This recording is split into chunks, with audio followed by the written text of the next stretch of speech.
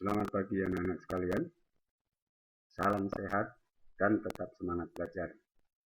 Anak, hari ini kita akan belajar IPS KD 3.4, 4.4, yaitu yang berhubungan dengan Proklamasi Kemerdekaan Republik Indonesia.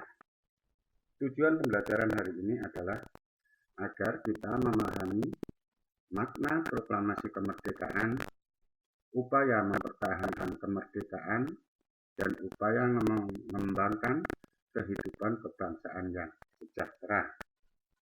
Anak-anak sekalian, pada kesempatan ini kita bahas lebih dulu hal-hal yang terjadi sekitar proklamasi. Pada akhir tahun 1944, kedudukan Jepang di kawasan Asia Pasifik sudah mulai goyah.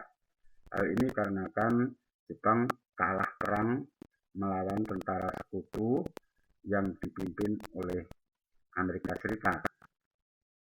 Nah, menyikapi hal tersebut, pada tanggal 9 September 1944, Perdana Menteri Koiso menjanjikan akan memberikan kemerdekaan kepada bangsa Indonesia. Hal ini sebenarnya tujuannya adalah untuk mengambil hati rakyat Indonesia agar mau membantu Jepang untuk berperang melawan tentara sekutu. Nah, selanjutnya pada tanggal 1 Maret 1945, pemimpin tentara Jepang yang bernama Jenderal Kumagichi Harada mengumumkan akan membentuk Badan Penyelidik Usaha Kemerdekaan Indonesia, atau dalam bahasa Jepangnya disebut Dokuritsu Sumbi Kosake, dan terlaksana pada tanggal 29 April 1945. Di Indonesia, BPUPKI diresmikan pada tanggal 28 Mei 1945, yaitu tepatnya pada pembukaan sidang pertama BPUPKI yang dilakukan di Gedung Chosan-in, yaitu di Jalan Perjambon nomor 6 Jakarta Pusat. Sekarang merupakan atau disebut Gedung Pancasila.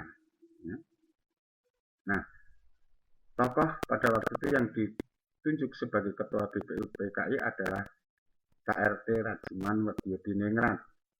Sedangkan wakil ketua yang berasal dari pihak Jepang bernama Ichibanase Yoshio, dan wakil ketua yang berasal dari Indonesia adalah Raden Panji Suwoso.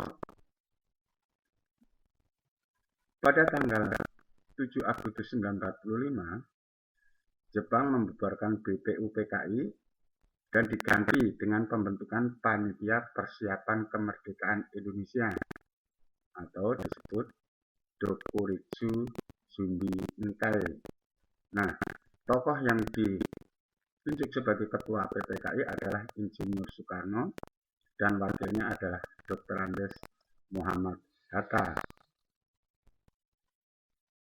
Nah, pada tahun 1945, tepatnya pada tanggal 6 Agustus 1945 dan tanggal 9 Agustus 1945, pasukan sekutu yang dipimpin oleh Amerika Serikat menjatuhkan bom atom di dua kota Jepang, yaitu tanggal 6 Agustus di Hiroshima dan tanggal 9 Agustus di kota Nagasaki.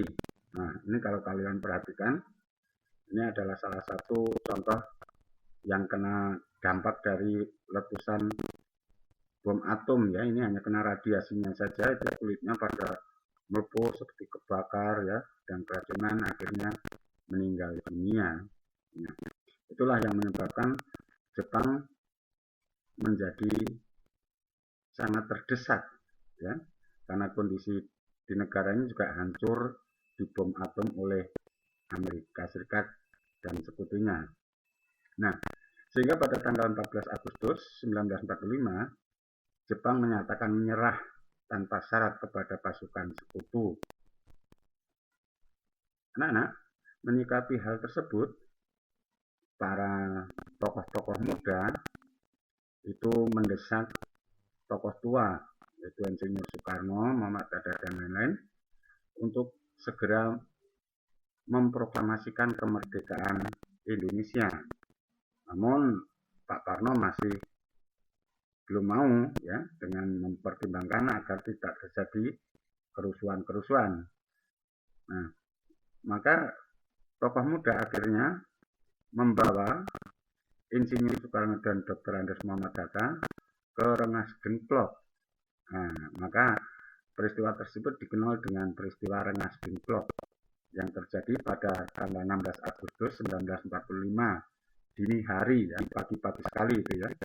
Para tokoh muda itu membawa Insinyur Soekarno dan Dr. Andes Muhammad Hatta ke Rengas Dengklok. Nah, tujuannya apa sih?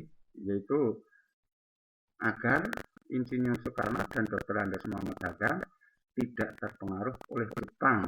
Ya, makanya dibawa ke Rengas Dengklok, karena Rengas Dengklok pada saat itu dikuasai oleh tentara peta, ya, yang dianggap aman dari pengaruh Jepang.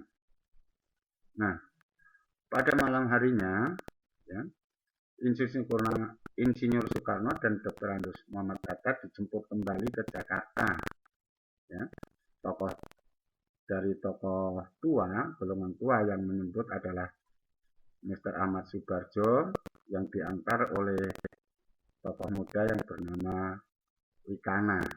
Nah, selanjutnya diadakan penyusunan teks proklamasi, yaitu pada tanggal 16 Agustus malam hari, ya, itu di rumah seorang perwira Jepang yang berlama di Jalan Imam Bonjol nomor 1 Jakarta, ya, di rumah Laksamana Muda Tadashi Maeda. Nah, pada saat penyusunan teks proklamasi, seorang tokoh muda yang bernama Soekarni mengusulkan teks proklamasi ditandatangani oleh Insinyur Soekarno dan Dr. Andes Muhammad Hatta atas nama bangsa Indonesia. Nah, waktu itu teks proklamasi yang tadinya ditulis tangan oleh Insinyur Soekarno diketik oleh Sayuti Melik. Nah, pelaksanaan proklamasi, ya, ini adalah contoh, ya, ini adalah gambar dari teks. Ini aslinya, ya, ini yang naskah tulisan asli tangan Pak Karno, ya, tadinya sudah terbuang ini, ya, tetapi dipungut kembali dan menjadi arsip dan menjadi juga sebagai sejarah, ya, sebagai arsip sejarah. Dan ini adalah ketikan dari Sayuti Melik. Nah, ini ditandatangani oleh Pak Karno dan Bung Hatta atau Dr. Andes Muhammad Hatta.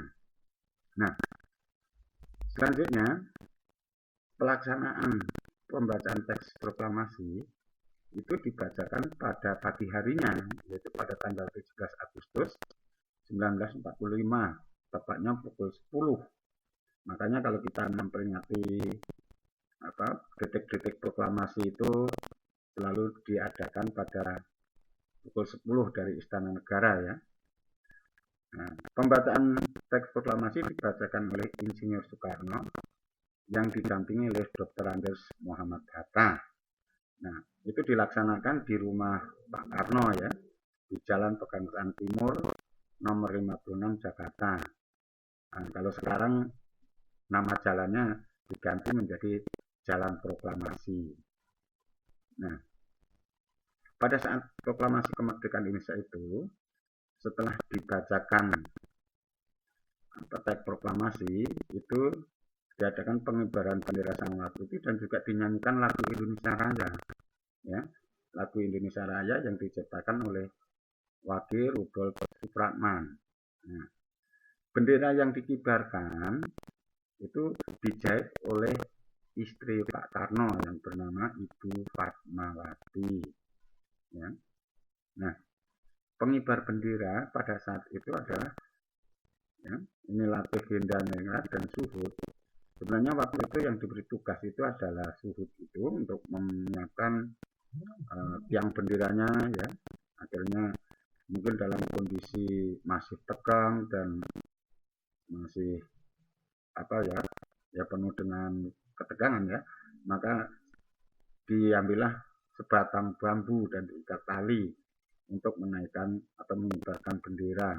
Kemudian Suhud mengambil bendera merah putih yang sudah ada di menampan dan dibantu oleh Laksmi dan Ningrat untuk mengibarkan bendera merah putih saat itu, yang juga diiringi dengan lagu Indonesia Raya tersebut. Nah, makna proklamasi kemerdekaan bagi bangsa Indonesia antara lain adalah proklamasi itu merupakan puncak perjuangan bangsa Indonesia. Ya, jadi bukan akhir ya, tetapi puncak perjuangan bangsa Indonesia. Yang kedua adalah sebagai alat untuk mencapai tujuan negara dan cita-cita bangsa Indonesia. Yang ketiga merupakan tonggak sejarah dan sebagai sumber hukum bagi pembentukan negara kesatuan Republik Indonesia. Karena kalau belum merdeka tentu saja tidak bisa ya diakui pembentukan suatu negara ya. Nah, juga merupakan pedoman untuk menjalin hubungan internasional ya. Dengan sudah merdeka, ya, sudah menjadi negara merdeka, maka diakui sebagai negara yang sudah berdiri sendiri, maka bisa melaksanakan hubungan dengan negara-negara lain atau yang disebut dengan hubungan internasional.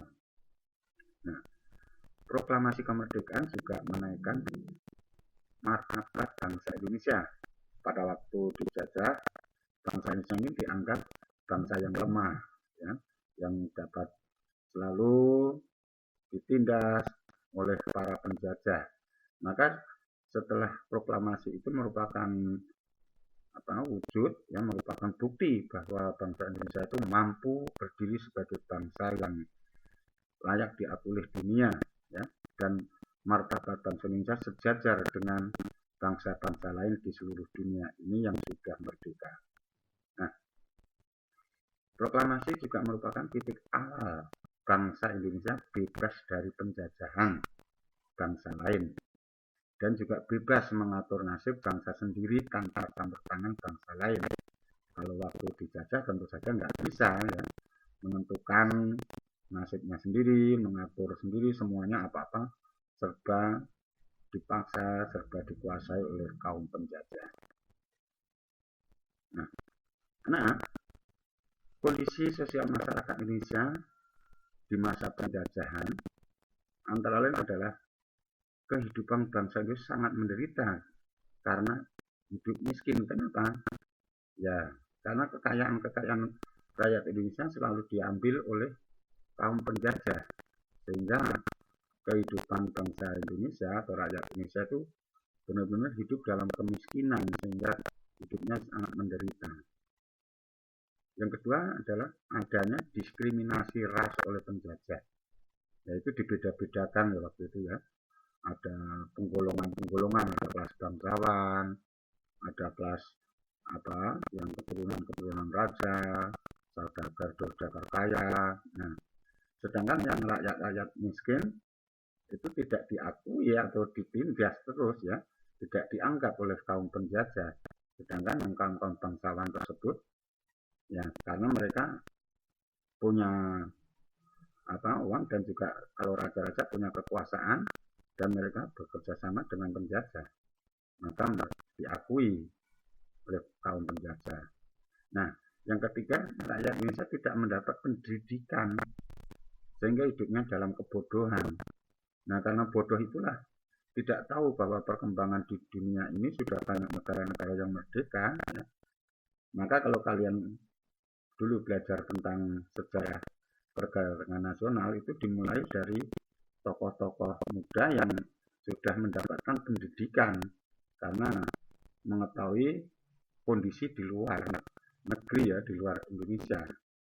Nah, itulah yang menyebabkan dari kebodohan tersebut mudah sekali dijajah oleh bangsa lain.